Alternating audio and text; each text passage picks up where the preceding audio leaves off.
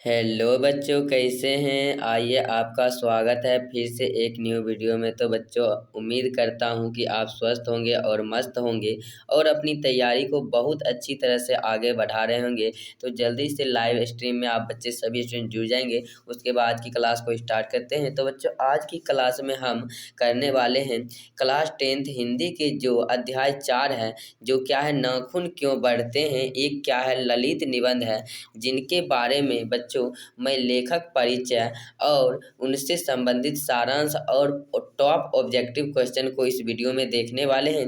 तो बच्चों, आप सभी स्टूडेंट शुरू से अंत तक वीडियो को जरूर देखिएगा। तो चलिए बच्चों, आज की वीडियो को शुरू करते हैं बिना किसी देरी किए। तो सबसे फर्स्ट नंबर पॉइंट जो होता है लेखक के बारे में जानना।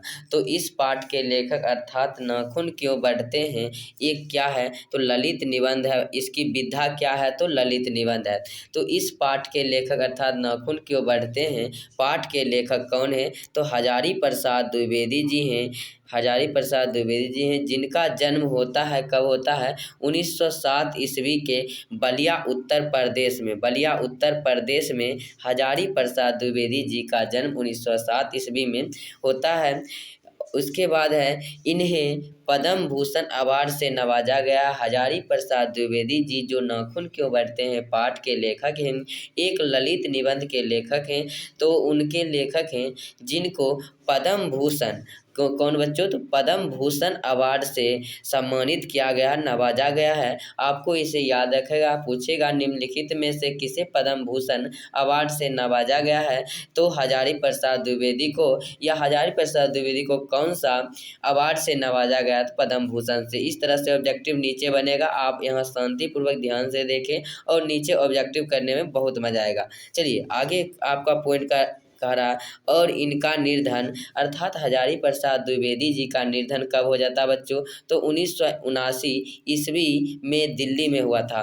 तो दिल्ली में और किनका मृत्यु हुआ था बच्चों तो दिल्ली में बाबा साहेब भीमराव अंबेडकर का मृत्यु हुआ था। कब 1956 में। आप कमेंट करके जरूर बताइएगा कि बाबा साहेब भीमराव अंबेडकर का जन्म कब हुआ था।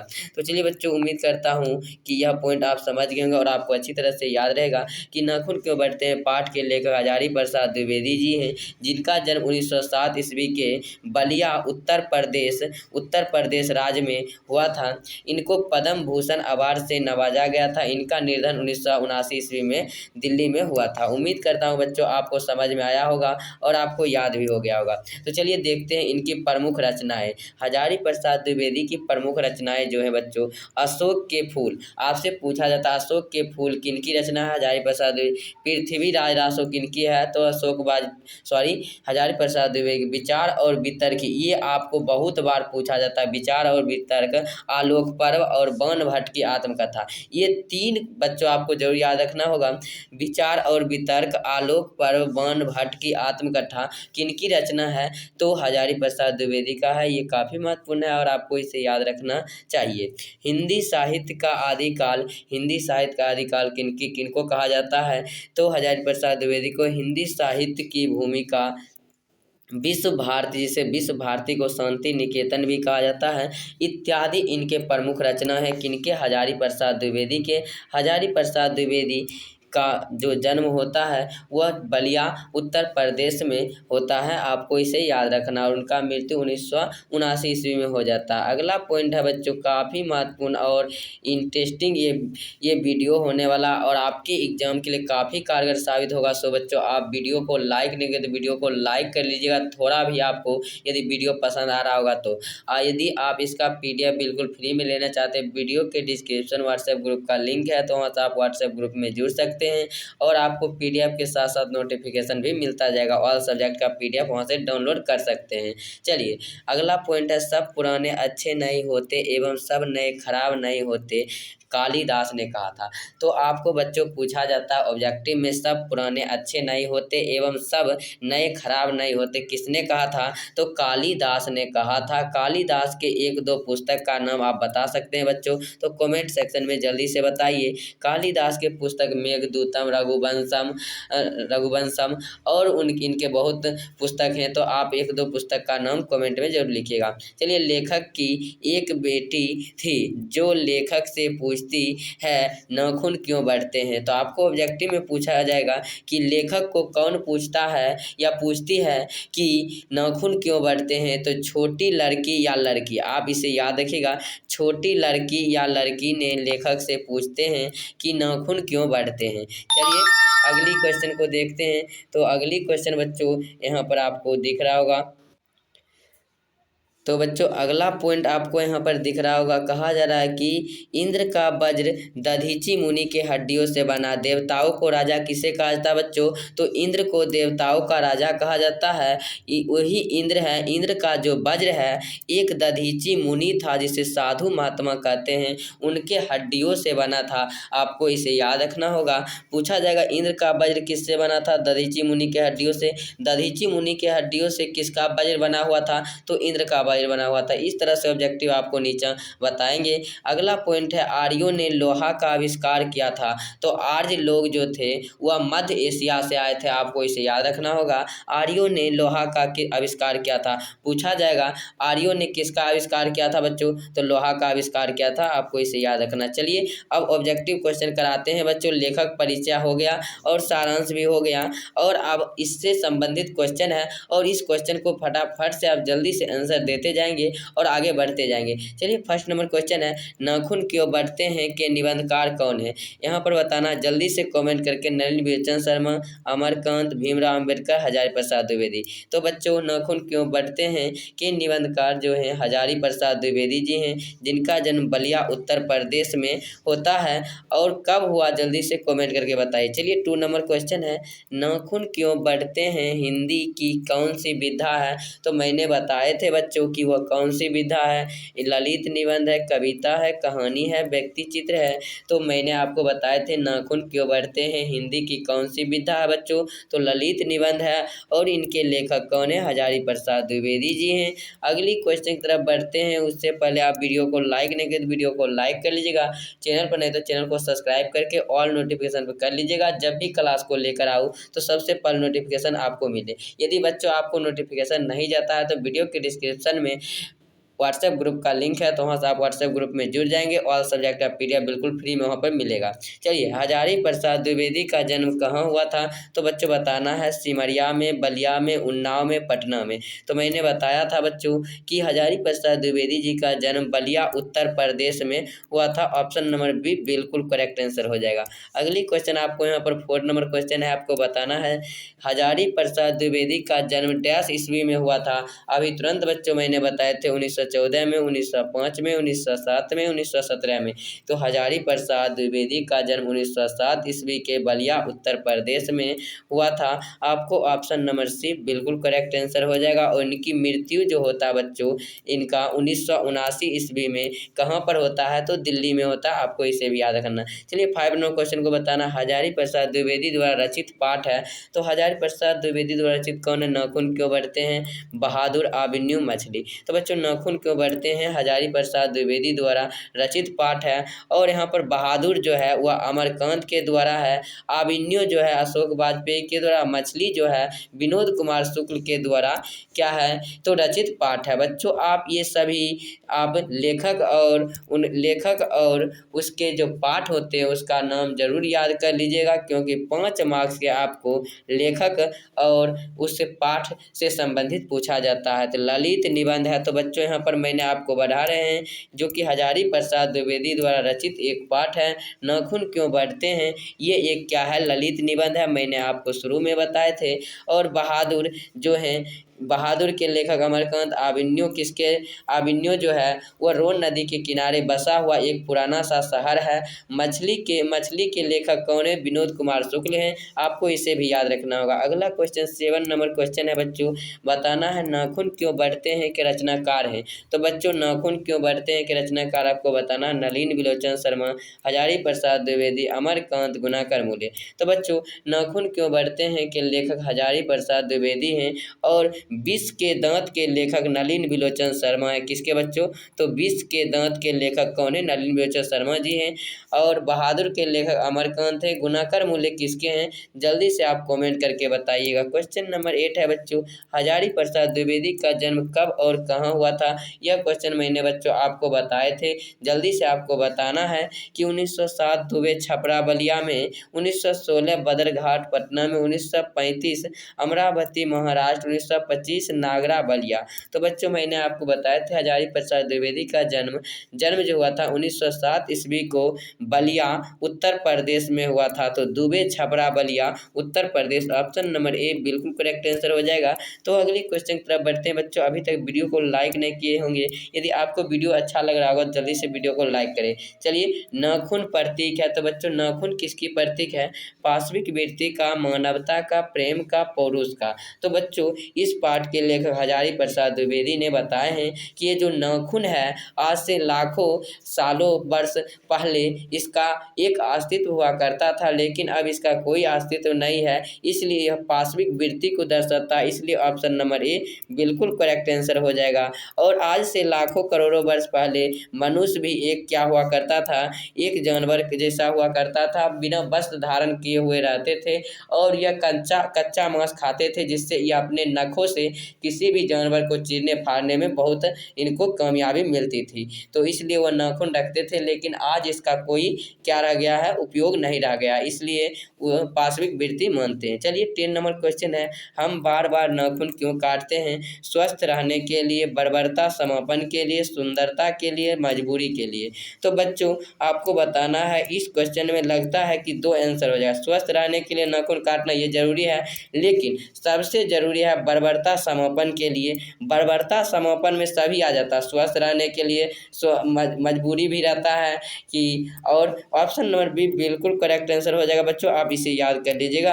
अगली क्वेश्चन की तरफ बढ़ते हैं। अगला क्वेश्चन आपको 11 नंबर क्वेश्चन है, द्विवेदी जी से किसने पूछा था कि नाखून क्यों बढ़ते हैं? तो बच्चों मैंने आपको बताए थे द्विवेदी जी जो हैं नाखून क्यों बढ़ते हैं, पाठ के लेखक, इनको किसने पूछा था कि नाखून क्यों बढ़ते हैं? लड़के ने, छोटी लड़की ने, पत्नी ने, नौकर ने। तो बच्चों मैंने आपको बताया था छोटी लड़की ने क्या पूछा था कि पिताजी नाखून क्यों बढ़ते हैं? तो ऑप्शन नंबर बी बिल्कुल करेक्ट आंसर हो जाएगा। यदि यहाँ पर छोटी नहीं रहता, सिर्फ लड़की रहता, फिर भी यही ऑप्शन होता। चलिए बच्चों अगली क्वेश्चन आपको 12 नंबर क्वेश्चन है, आपको बताना है। तो बच्चों जल्दी से थोड़ी सी जितने भी स्टडी ग्रुप है उसमें वीडियो को शेयर करें, वीडियो को लाइक करें, लाइक की संख्या बहुत कम है, और कमेंट करते रहे कि इसका आंसर क्या होगा। इससे आपको क्या होगा, तो थोड़ी सी आपको याद ज़्यादा होगा। चलिए 12 नंबर क्वेश्चन है, हजारी प्रसाद द्विवेदी किस विश्वविद्यालय में प्रोफेसर तथा प्रशासनिक पद पर रहे? तो ऑप्शन नंबर ए है काशी हिंदू विश्वविद्यालय, शांति निकेतन विश्वविद्यालय, चंडीगढ़ विश्वविद्यालय, इनमें से सभी। तो बच्चों हजारी प्रसाद द्विवेदी जी जो थे वह इनमें से सभी में क्या रहे? तो द्विवेदी जी ने विश्वविद्यालय में प्रोफेसर तथा प्रशासनिक पद पर रहे, इसलिए ऑप्शन नंबर डी बिल्कुल करेक्ट आंसर होता है। अगली क्वेश्चन की तरफ बढ़ते हैं। अगला क्वेश्चन बच्चों यहाँ पर 13 नंबर क्वेश्चन है। इस क्वेश्चन का आंसर जल्दी से दीजिए लाइव चैट में, बताना है। 13 नंबर क्वेश्चन, नाखून क्यों बढ़ते हैं कि लेखक किसने पूछा? तो लेखक से किसने पूछा था कि नाखून क्यों बढ़ते हैं? देखिए नाखून क्यों बढ़ते हैं लेखक से किसने पूछा? तो मैंने बताया था बच्चों, पत्नी ने, छोटी लड़की ने, पुत्र ने, मित्र ने। तो इसका क्वेश्चन मैं आपको बता दिए हैं, सिर्फ क्वेश्चन पूछने का तरीका अलग है, तो इसलिए ऑप्शन नंबर बी छोटी लड़की ने लेखक से पूछता है कि नाखून क्यों बढ़ते हैं। चलिए 14 नंबर क्वेश्चन है, द्विवेदी जी को किस रचना के लिए साहित्य अकादमी पुरस्कार मिला था? द्विवेदी जी को मैंने बताए थे पद्म भूषण पुरस्कार मिला था, लेकिन द्विवेदी जी को किस रचना के लिए साहित्य अकादमी पुरस्कार मिला था? आपको बताना, आलोक पर्व के, या नाखून क्यों बढ़ते हैं, कुटुज पर, या अशोक के फूल पर। तो बच्चों ऑप्शन नंबर इसका क्या होगा 14 का, आप जल्दी से कमेंट करके बताएंगे। हमारे हिसाब से तो ऑप्शन नंबर ए आलोक पर्व पर हजारी प्रसाद द्विवेदी को क्या मिला था? तो साहित्य अकादमी पुरस्कार मिला था, इसलिए ऑप्शन नंबर ए बिल्कुल करेक्ट आंसर हो जाएगा। अगली क्वेश्चन की तरफ बढ़ते हैं। अगला क्वेश्चन आपको 15 नंबर क्वेश्चन है, आपको बताना है कि लेखक के अनुसार मनुष्य के नाखून किसके जीवंत प्रतीक है? तो लेखक के अनुसार मनुष्य के जो नाखून है किसके जीवंत प्रतीक है? मनुष्यता के, सभ्यता के, पाशविक वृत्ति के, सौंदर्य के। तो बच्चों यह पाशविक वृत्ति के हैं, क्योंकि अब इस नाखून का कोई क्या अस्तित्व नहीं रह गया, कोई उपयोग नहीं रह गया, इसलिए ऑप्शन नंबर सी हो जाएगा। 16 नंबर क्वेश्चन है, बताना सहजात वृत्तियां किसे कहा जाता है? अस्त्रों के संचय को, अंजाम, स्मृतियों को, स्व के बंधन को, उपयुक्त सभी को। तो बच्चों बताना है सहजात वृत्तियां किसे कहा गया। ये क्वेश्चन काफी महत्वपूर्ण है और आपके एग्जाम में कई बार पूछे गए हैं, इसलिए ऑप्शन नंबर बी हो जाएगा। अंजाम स्मृतियों को क्या कहा गया? सहजात वृत्तियों किसे कहा गया? अंजाम स्मृतियों को, ऑप्शन नंबर बी। चलिए अगली क्वेश्चन की तरफ बढ़ते हैं।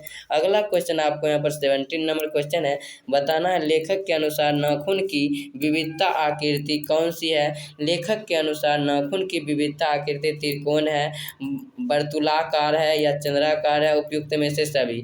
तो लेखक के अनुसार आप अपने नाखून देखिए, उसमें बच्चों आपको दिखेगा कि वह चंद्राकार है। क्या है? चंद्राकार, ऑप्शन नंबर सी बिल्कुल करेक्ट आंसर हो जाएगा। अगली क्वेश्चन की तरफ देखिए। अगला क्वेश्चन आपको 18 नंबर क्वेश्चन है, जल्दी से आप वीडियो को लाइक करें, अपने जितने भी स्टडी ग्रुप है उसमें शेयर करें, और आप सभी स्टूडेंट कोचिंग पढ़ने जाते होंगे, अपने कोचिंग के जितने भी फ्रेंड्स हैं उन्हें शेयर करें और पढ़ने के लिए बोले। चलिए, विचार और वितर्क किस लेखक की रचना है? तो मैंने बताए थे आलोक पर्व, विचार और वितर्क बहुत थे, तो अशोक के फूल। तो बच्चों ये सभी किनके हैं? तो हजारी प्रसाद द्विवेदी जी के हैं, जो कि ऑप्शन नंबर ए है बिल्कुल करेक्ट आंसर। महात्मा गांधी के सत्य और अहिंसा है, आपको इसे भी याद रखना होगा। अगला क्वेश्चन देखते हैं, शिक्षा और संस्कृति के लेखक महात्मा गांधी जी हैं, आपको उसे भी याद रखना होगा। 19 नंबर क्वेश्चन है, किसने कहा था कि सब पुराने अच्छे नहीं होते हैं और सब नए खराब नहीं होते हैं? तो यह क्वेश्चन काफ़ी महत्वपूर्ण होता है बच्चों, और बार बार पूछा जाता है आपके एग्जाम में। तो यह मैंने आपको बताए थे कि मैक्स मूलर ने, हजारी प्रसाद द्विवेदी, स्वामी विवेकानंद ने, कालिदास ने। तो हम बताए थे कि सब पुराने अच्छे नहीं होते और सब नए खराब नहीं होते, किसने कहा था? तो कालिदास ने कहा था। कालिदास के एक दो रचना आपको याद रखना होगा, मेघदूतम, रघुवंशम, और एक और दो और होता है जो कि काफ़ी महत्वपूर्ण है, तो आपको इसे याद रखना होगा। चलिए, दधीची मुनि की हड्डी से क्या बना हुआ था?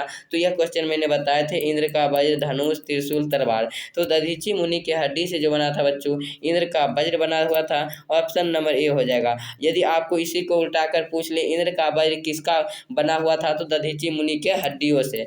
चलिए अगली क्वेश्चन आपको 21 नंबर क्वेश्चन है, कहा कुटुज के रचनाकार कौन है? कुटुज के हजारी प्रसाद द्विवेदी, महात्मा गांधी, गुणाकर मूल्य, अमरकांत। तो बच्चों कुटुज के लेखक जो हैं वह हजारी प्रसाद द्विवेदी हैं, ऑप्शन नंबर ए बिल्कुल करेक्ट आंसर हो जाएगा। बच्चों आप अभी तक यदि वीडियो को लाइक नहीं किया, वीडियो को लाइक कर लीजिएगा। कहा जरा आलोक पर्वत की कीर्ति है, किनकी कीर्ति है? तो बच्चों आलोक यहाँ पर पर्व कर लीजिएगा, तो आपको काट दीजिएगा। आलोक पर्व किनकी कीर्ति है? तो हजारी प्रसाद द्विवेदी, महात्मा गांधी, गुणाकर मूल्य, अमरकांत। तो बच्चों आलोक पर्व मैंने बताए थे, अशोक के फूल, ये सभी किनके हैं? तो हजारी प्रसाद द्विवेदी जी के हैं। इनका जन्म 1907 ईस्वी के बलिया उत्तर प्रदेश में हुआ था, और इनका मृत्यु 1979 ईस्वी में नई दिल्ली में हुआ था। आप इसे याद रखें। महात्मा गांधी द्वारा रचित पाठ शिक्षा और संस्कृति, गुणाकर मूल्य द्वारा कौन सा है? अमरकांत द्वारा कौन सा है? तो जल्दी से बताइएगा। तो बहादुर जो है अमरकांत का है। अगला क्वेश्चन 23 नंबर क्वेश्चन है, बताना विचार प्रवाह किस लेखक की रचना है? तो विचार प्रवाह किस लेखक की? बाबा साहेब भीमराव अम्बेडकर, हजारी प्रसाद द्विवेदी, नल मिलचंद शर्मा या अमरकांत की? तो बच्चों आप जानते हैं हजारी प्रसाद द्विवेदी द्वारा रचित एक पाठ है जिसका विचार प्रवाह के लेखक हैं, विचार और प्रवाह के लेखक हैं भीमराव अम्बेडकर के, जैसे कि क्या थे? तो the annihilation of the caste, और इनके बहुत पुस्तक हैं जो कि काफ़ी महत्वपूर्ण है। और बाबा साहेब भीमराव अम्बेडकर के 3 प्रेरक व्यक्ति थे, कौन कौन? बुद्ध, कबीर और ज्योतिबा फुले। तो इन तीनों को कमेंट जरूर लिखेगा। नलिन बिलोचन शर्मा विश्व के दांत पाठ के लेखक है। चलिए अगली क्वेश्चन आपको 24 नंबर क्वेश्चन है, बताना है कि पुराने का मोह सब समय वांछनीय ही नहीं होता, यह पंक्ति किस शीर्षक पाठ की है? तो पुराने का मोह सब वांछनीय ही नहीं होता, यह पंक्ति किस शीर्षक पाठ का है? तो नाखून क्यों बढ़ते हैं, बहादुर, मछली या नागरी लिपि? तो ये नाखून क्यों बढ़ते पाठ के यह पंक्ति है। क्या कहता है कि पुराने का मोह सब समय मतलब वांछनीय अर्थात खराब ही नहीं होता, यह पंक्ति किस शीर्षक का है? तो नाखून क्यों बढ़ते के हैं, कौन बोलते हैं, तो ये कालिदास बोलते हैं। क्या कहते हैं, सब पुराने अच्छे ही नहीं होते और सब नए खराब नहीं होते हैं, ये कौन बोलते हैं, कालिदास। 25 नंबर क्वेश्चन है, किस देश के लोग बड़े बड़े नख रखना पसंद करते हैं, एकदम VVI, काफ़ी वेरी वेरी इंपॉर्टेंट क्वेश्चन है। अंग देश के, गंधार देश के, गोंड देश के, इनमें से कोई नहीं। तो बच्चों गोंड देश के जो लोग हैं वह बड़े बड़े नख रखना नहीं पसंद करते, इसलिए ऑप्शन नंबर सी बिल्कुल करेक्ट आंसर हो जाएगा। अगला क्वेश्चन आपको 26 नंबर क्वेश्चन है, बताना है कि अनाम दास का पोथा उपन्यास किस लेखक की कृति है। अनाम दास का पोथा उपन्यास किस लेखक की कृति है, हजारी प्रसाद द्विवेदी, हितेंद्र मिश्र, अमरकांत, महात्मा गांधी। तो बच्चों हजारी प्रसाद द्विवेदी की एक रचना है जो क्या है, तो अनाम दास की पोथा, ऑप्शन नंबर ए बिल्कुल करेक्ट आंसर हो जाएगा। तो बच्चों यदि वीडियो आपको पसंद आ रहा है तो वीडियो को लाइक करें और अपने सभी फ्रेंड के साथ शेयर करें, जितने भी स्टडी ग्रुप हैं उनमें तो शेयर जरूर करें, क्योंकि आपके लिए मैं इतना मेहनत करता हूं तो आप थोड़ी सी मेहनत जरूर कर सकते हैं। और वीडियो के डिस्क्रिप्शन व्हाट्सएप ग्रुप का लिंक है, तो वहाँ व्हाट्सएप ग्रुप में जरूर जुड़ें, क्योंकि ऑल सब्जेक्ट का PDF क्लास के बाद वहीं पर डाल दिया जाता है। चलिए, हजारी प्रसाद द्विवेदी ने निर्लज अपराधी किसे कहा है, डकैत को, चोर को, हत्यारे को, नाखून को। तो हजारी प्रसाद द्विवेदी जी ने निर्लज अपराधी जो कहे हैं वह नाखून को कहे हैं, क्योंकि नाखून क्या होता है, उन्हें कितनों भी काट दिया जाता है फिर भी वह निर्लज अपराधी के भांति, उन्हें नहीं कोई बुलाता है फिर भी वह क्या आ जाते हैं, बाहर आ जाते हैं और किसी भी कार्य को करने में डिस्टर्ब करते हैं, इसलिए उन्हें काट दिया जाता है। तो आज के समय में इसका कोई महत्व नहीं रह गया, लेकिन आज से लाखों करोड़ वर्ष पहले इनका बहुत बड़ा महत्वपूर्ण था, क्योंकि आज से लाखों वर्ष पहले करोड़ों वर्ष पहले आग का आविष्कार नहीं हुआ था, जिससे क्या होता था, तो कच्चे मांस को चीरने, फाड़ने और खाने में सहायता मिलती थी। चलिए 28 नंबर क्वेश्चन, कामसूत्र किनकी रचना है, हजारी प्रसाद द्विवेदी, पतंजलि, वात्स्यायन या रामानुजाचार्य। तो बताना है, तो यहाँ पर कामसूत्र के लेखक जो है हजारी प्रसाद द्विवेदी हैं, ऑप्शन नंबर ए बिल्कुल करेक्ट आंसर हो जाएगा, ए फॉर इलाहाबाद। तो चलिए बच्चों, sorry, A for Andhra Pradesh. चलिए 29 नंबर क्वेश्चन है, सिक्कत का अर्थ होता है साबुन, महावर, दर्पण, मोम। तो बच्चों सिक्कत का जो अर्थ होता है वो मोम होता है, ऑप्शन नंबर डी हो जाएगा। और यह क्वेश्चन काफ़ी महत्वपूर्ण है और आपके एग्जाम में बहुत बार पूछा गया है, इसलिए मैंने इस क्वेश्चन को लिए हैं। महाभारत क्या है, उपन्यास है, कहानी है, शास्त्र है, पुराण है। तो बच्चों महाभारत के बारे में तो आप जानते होंगे, यह क्या है आप कमेंट करके जरूर बताइएगा। चलिए अगली क्वेश्चन है, ऐसे तो महाभारत एक क्या है, तो पुराण है, ऑप्शन नंबर डी हो जाएगा, लेकिन आप कमेंट करके जरूर बताइएगा महाभारत क्या है। 31 नंबर क्वेश्चन, कौन छोटे नखों को पसंद करते हैं, तो वह कौन से लोग हैं जो कि छोटे नख को पसंद करते हैं, दक्षिणावर्त, मालव, दोनों, इनमें से कोई नहीं। तो छोटे नख को जो पसंद करते हैं वह दक्षिणावर्त लोग करते हैं, ऑप्शन नंबर क्या हो जाएगा, ए। अगली क्वेश्चन की तरफ बढ़ते हैं। अगली क्वेश्चन की तरफ बढ़ने से पहले बच्चों, यदि आप वीडियो आपको अच्छा लग रहा होगा, यदि लाइक नहीं किए होंगे तो लाइक कर लीजिएगा, क्योंकि एक वीडियो बनाने में बहुत सी मेहनत लगती है, तो हमारी इतने मेहनत के बदले आप एक बार लाइक तो वीडियो को कर ही सकते हैं। कौन मनुष्य का आदर्श नहीं बन सकती, तो बच्चों मनुष्य का आदर्श जो नहीं बन सकती है वो बंदरनियाँ नहीं बन सकती, ऑप्शन नंबर बी बिल्कुल करेक्ट आंसर हो जाएगा। अगली क्वेश्चन की तरफ बढ़ते हैं। अगला क्वेश्चन आपको यहाँ पर 33 नंबर क्वेश्चन काफ़ी महत्वपूर्ण है, बताना है कि देवताओं का राजा के नाम से किसे संबोधित किया जाता है। तो देवताओं के राजा के नाम से महादेव, विष्णु, इंद्र, ब्रह्मा। तो देवताओं के राजा के नाम से मैंने बताए थे आपको कि देवताओं के राजा कौन है, इंद्र है। और इंद्र का वज्र किससे बना था, दधीचि मुनि के हड्डियों से। और दधीचि मुनि के हड्डी से किसका वज्र बना हुआ था, तो इंद्र का वज्र बना हुआ था। और देवताओं का देवता किसे कहा जाता है, तो इंद्र को कहा जाता है, आप इसे याद रखिएगा। पृथ्वीराज रासो किनकी संपादन है, तो बच्चों मैंने बताए थे पृथ्वीराज रासो जो है संपादन या कीर्ति हजारी प्रसाद द्विवेदी का है, ऑप्शन नंबर ए बिल्कुल करेक्ट आंसर हो जाएगा। चलिए 35 नंबर क्वेश्चन है, बताना है काशी हिंदू विश्वविद्यालय से हजारी प्रसाद द्विवेदी को कौन सी उपाधि दी गई। काशी हिंदू विश्वविद्यालय से हजारी प्रसाद द्विवेदी को कौन सी उपाधि दी गई थी, पद्म भूषण या अशोक चक्र, विजय चक्र, ज्योतिषाचार्य। तो यह क्वेश्चन काफ़ी महत्वपूर्ण है बच्चों, मैंने आपको बताए थे। तो काशी हिंदू विश्वविद्यालय से हजारी प्रसाद द्विवेदी को कौन सी उपाधि दी गई थी, पद्म भूषण दी गई थी, जो कि ऑप्शन नंबर ए में है। और मैंने आपको बताए थे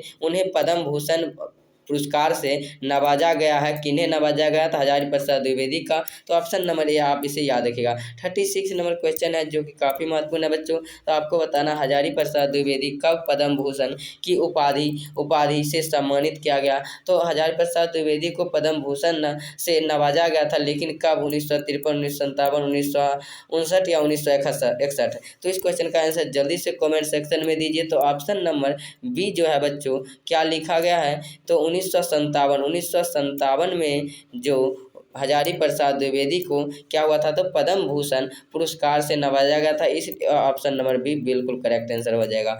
अगली क्वेश्चन की तरफ बढ़ते हैं। अगला क्वेश्चन आपको 37 नंबर क्वेश्चन है, काफ़ी महत्वपूर्ण। हजारी प्रसाद द्विवेदी का मृत्यु कब एवं कहाँ हुआ था? तो मैंने बताया था हजारी प्रसाद द्विवेदी का सबसे पहले तो जन्म आपको याद रहना होगा कि 1907 ईस्वी को कब हुआ था बच्चों? तो 1907 ईस्वी के छपरा बलिया उत्तर प्रदेश में हुआ था। और इनका जो मृत्यु होता है 1979 ईस्वी को दिल्ली में होता है। इसलिए ऑप्शन नंबर ए बिल्कुल करेक्ट आंसर हो जाएगा बच्चों। तो आप इसे याद रखिएगा। चलिए अगली क्वेश्चन 38 नंबर क्वेश्चन है, काफ़ी महत्वपूर्ण। ये चैप्टर थोड़ा बड़ा है इसलिए थोड़ा अधिक क्वेश्चन है, तो आप किसी भी प्रकार के टेंशन नहीं लीजिएगा। जितना है आप याद कर लीजिए। काफ़ी महत्वपूर्ण ये सब प्रश्न है और आपके एग्जाम में पूछे गए हैं। नाखून का इतिहास किस पुस्तक से मिलता है? तो कामसूत्र से, मेघदूतम से, महाभारत से, इनमें से कोई नहीं। तो नाखून का इतिहास किस शास्त्र से मिलता है? तो कामसूत्र के लेखक कौन है बच्चों? तो कामसूत्र के लेखक कौन है? हजारी प्रसाद द्विवेदी जी। और इसी पाठ से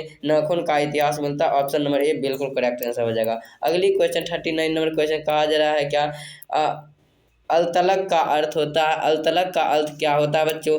तो आपके घर में माँ होंगी, बहन होंगी, तो अलतलक अलता हाथों में लगाते होंगे, उसका अर्थ होता है अलतलक। तो तेल, अलता, हल्दी, साबुन। तो अलतलक का जो अर्थ होता है बच्चों अलता होता है। ऑप्शन नंबर बी बिल्कुल करेक्ट आंसर। और कभी कभी आप भी लगा लिए होंगे बच्चे में। तो चलिए 40 नंबर क्वेश्चन है, आपको बताना है द्विवेदी जी को साहित्य अकादमी पुरस्कार किस रचना के लिए दिया गया था? तो मैंने बताया था साहित्य अकादमी पुरस्कार अशोक के आलोक पर्व नामक ग्रंथ पर उन्हें साहित्य अकादमी पुरस्कार दिया गया था। ऑप्शन नंबर बी बिल्कुल करेक्ट आंसर हो जाएगा। चलिए अगले क्वेश्चन की तरफ बढ़ते हैं। अगला क्वेश्चन आपको 41 नंबर क्वेश्चन है, बताना है प्राचीन मानव का प्रमुख स्तर था। तो बच्चों प्राचीन मानव का प्रमुख स्तर क्या था? तो उनका नाखून था, क्योंकि वह कच्चे जीव जंतु को शिकार करते थे और उन्हें चीर फाड़ को खाते थे, जिसमें उनका नाखून सबसे बड़ा महत्वपूर्ण योगदान निभाता था। यदि उनका नाखून टूट जाता था तो उनको मांस नहीं मिलता था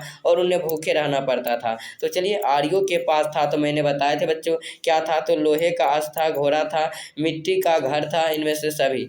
तो बच्चों आर्यों के पास लोहे का घर भी था, घोड़ा भी था, मिट्टी का कच्ची घर था, इनमें से सभी। ऑप्शन नंबर डी बिल्कुल करेक्ट आंसर हो जाएगा। लेकिन मैंने वहाँ पर आपको बताए थे कि आर्यों के पास लोहा था, अर्थात आर्यों ने लोहा का आविष्कार कर लिया था। 43 नंबर क्वेश्चन है, बताना है नकधर मनुष्य किस पर भरोसा कर सकता है? जिसको नाखून है वह मनुष्य किस पर भरोसा कर रहा है? तो वह जो कर रहा है एटम बम पर कर रहा है। ऑप्शन नंबर सी बिल्कुल करेक्ट आंसर। क्योंकि अमेरिका ने इधर हाल फिलहाल में जापान पर क्या किया था? तो हाल फिलहाल नहीं, 1945, 6 अगस्त 1945 और 9 अगस्त 1945 को जापान पर बम गिरा दिया था। नगधर मनुष्य किस पर भरोसा कर सकता है? तो एटम बम पर, क्योंकि ऑप्शन नंबर सी ये सक्सेसफुल है। चलिए अगले क्वेश्चन देखते हैं। अगला क्वेश्चन आपको देखिए यहाँ पर सब्जेक्टिव क्वेश्चन आ गया। अगली वीडियो में मैं आपको सब्जेक्टिव क्वेश्चन कराऊंगा। तो आज का वीडियो कैसा लगा बच्चों कमेंट करके कमेंट सेक्शन में जरूर बताइएगा। थैंक यू, लव यू, हंसते रहे, मुस्कुराते रहे, स्वस्थ रहें और मन से तैयारी करेंगे। और वीडियो के डिस्क्रिप्शन में व्हाट्सएप ग्रुप का लिंक है, तो हमारे व्हाट्सएप ग्रुप में जरूर जुड़िए बच्चे, व्हाट्सएप ग्रुप में जरूर जुड़िए। तो चलिए व्हाट्सएप ग्रुप में आप सभी स्टूडेंट से रिक्वेस्ट है कि जरूर जुड़िएगा। चलिए फिर मिलते हैं नेक्स्ट क्लास में, तब तक के लिए जय हिंद, जय भारत।